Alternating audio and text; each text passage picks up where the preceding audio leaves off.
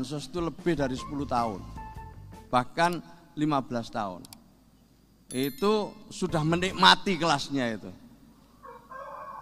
Kami Pak Rektor akan mengevaluasi penerima manfaat ini setiap 5 tahun sekali. Karena apa? Karena kita ingin naik kelas. Tidak ingin hanya cuma Bapak Ibu sekalian ini tiap bulan, tiap tahun menerima bansos. Itu demotivasi.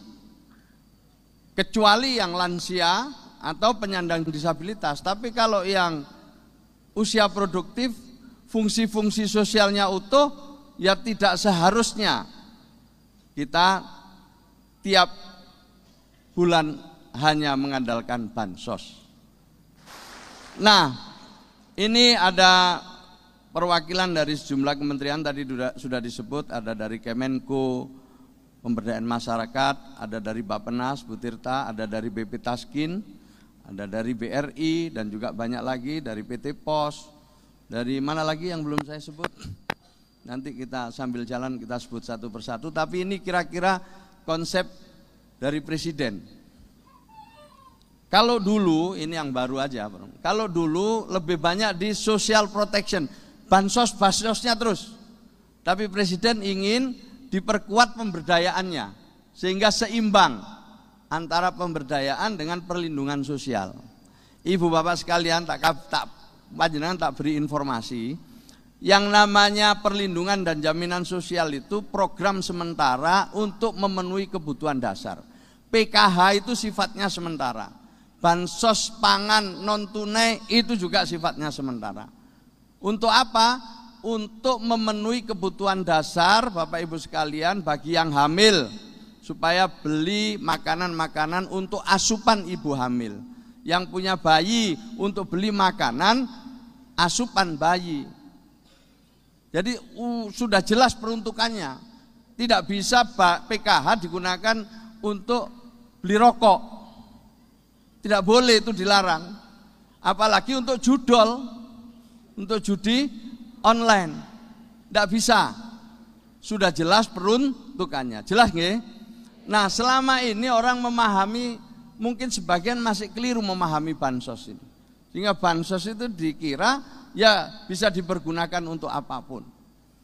Nah, setelah itu apa? Setelah itu yang lebih penting sebelah kanan yang bundar itu adalah pemberdayaan. Bukan berarti Bapak nggak punya bantuan lagi, bisa dibantu dengan program pemberdayaan dan lebih besar daripada bansos.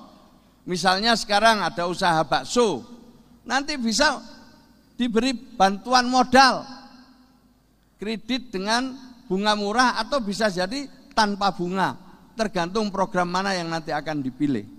Jadi kalau Bapak Ibu sekalian program pindah ke pemberdayaan sosial, peluangnya lebih besar untuk bisa lebih berdaya.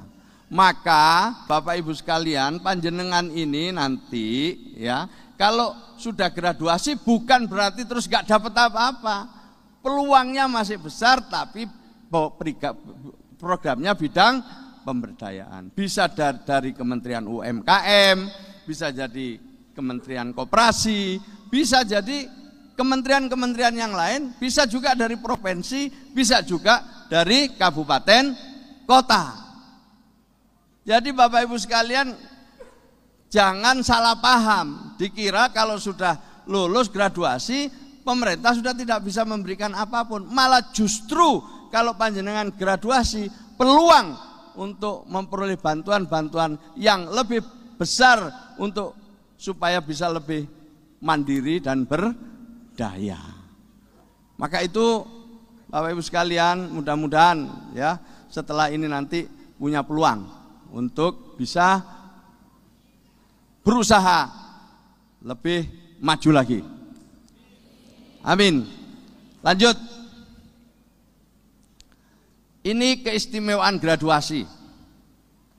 Jadi ini keistimewaannya. Yang pertama, nyambung.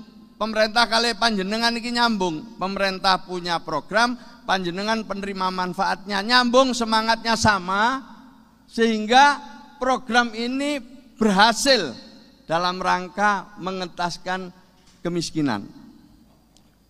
Miskin tidak apa-apa, di Quran ada kata-katanya miskin juga, di Undang-Undang Dasar kita juga miskin tidak apa-apa miskin ini. Miskin ini bagian dari kehidupan kita.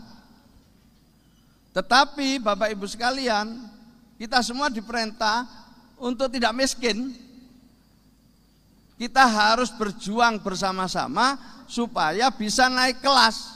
Tidak ada yang tertinggal dalam proses pembangunan ini.